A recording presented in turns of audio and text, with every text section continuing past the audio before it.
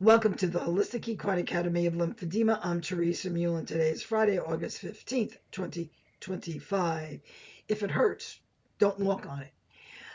We just got recently this past week a connection with a woman in Kenya.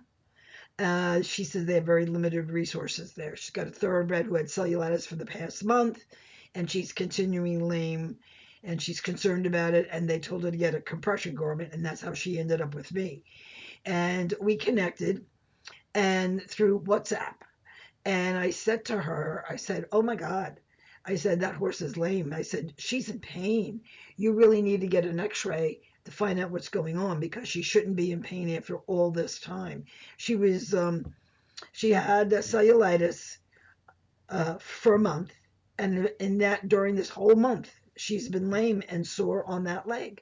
She had another vet come out. He changed the medication and said, you need to walk her 30 minutes a day because pasture turnout is not good.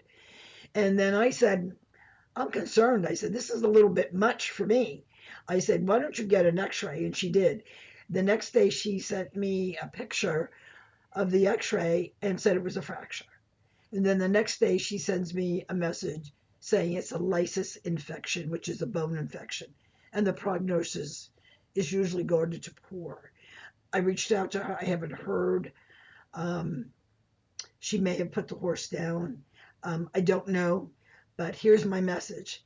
If a horse has cellulitis, it is going to be lame in the acute phases when it first starts out because it's painful. I've had cellulitis. I'm telling you, it hurts.